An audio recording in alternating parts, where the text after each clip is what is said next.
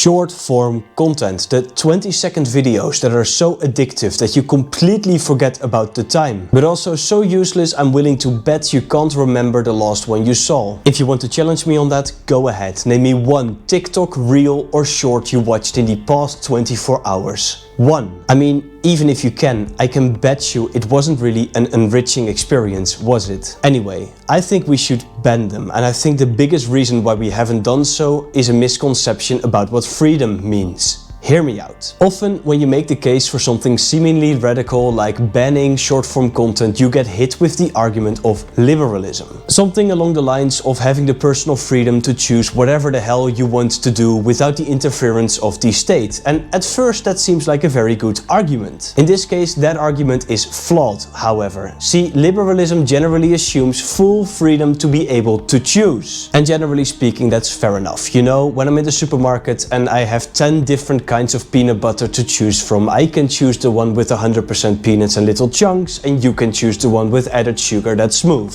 Fair enough. However, with social media algorithms, it's categorically different. When you open TikTok, you don't get to choose what you see. The algorithm selects for you what you will watch. Generally speaking, there is no free choice there. The same, to a lesser extent, is the case on YouTube and Instagram. However, you could make the case that there is a feed to choose from there, so that the situation is different. It's your choice what you're going to click on, right? Well, yes and no. In the first case, you do have a choice between a few videos, but once again, if you then swipe, you're served with something that the algorithm has chosen for you. So far for your free choice in the matter. And sure, long-form content has its own issues, but it's categorically different. You searched for it, you clicked on it, and then you actually needed an attention span to watch the damn thing. That is categorically different from scrolling mindlessly through 5-second clips. Now, it would be very different if these short-form algorithms weren't made to make you as addicted as possible, but they are. AI is actively used to make sure that you get as addicted as possible to these short videos. Now, before anybody raises the point that short-form content can also be educational,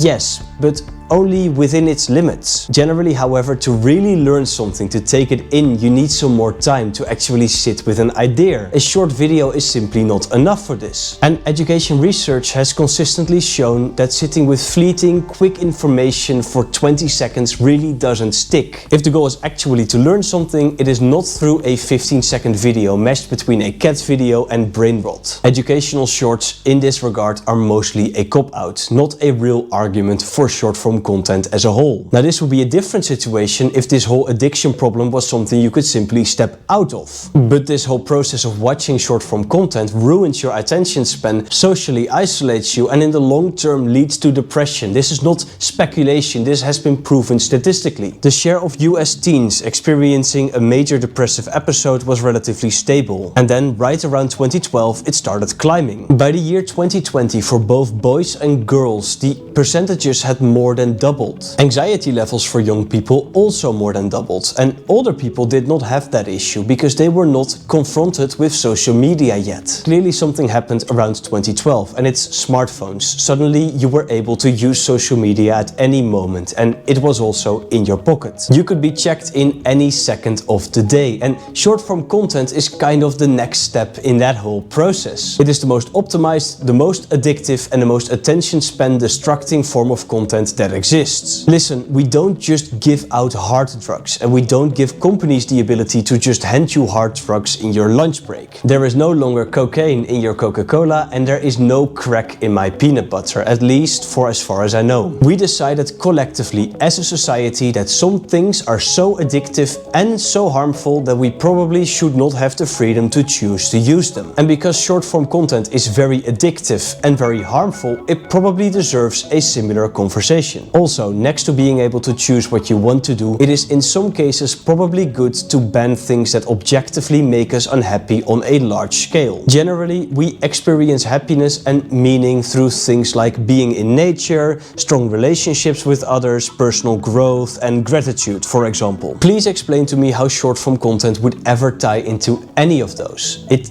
doesn't. Think about what all of those sources of meaning actually require. Strong relationships are built through presence, through conversation, through shared experiences that take time and attention. Personal growth requires sitting with difficulty, pushing through boredom, doing the slow work of learning something or building something. Gratitude requires stillness, the ability to actually notice what you have. And being in nature means being somewhere that has nothing to offer the algorithm. Short-form content is the enemy of all four. It is the enemy of the sustained attention that you need for all of them. Every hour scrolling TikTok is an hour not spent doing anything that constitutes to a meaningful life. And it actively works against every single thing that gives life meaning. Sounds like something we could and should probably do without. Right? Now, what can you as an individual actually do? Well, for yourself, there are browser extensions and apps that block short-form content and most directly try to distance yourself from those platforms that continuously try to pull you into short-form content successfully. If an app's whole identity is the short-form content itself, it has nothing to offer you except for addiction. But to be honest, individual action here is not enough. As long as short-form content is allowed, and as long as platforms are allowed to build their whole business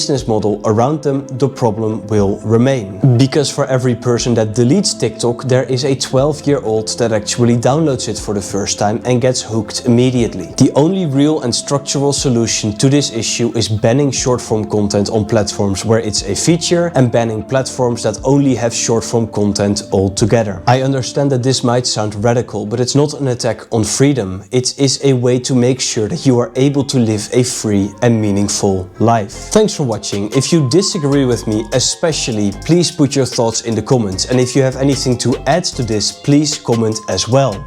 And if you want to, of course, you can like this video and subscribe. Ciao!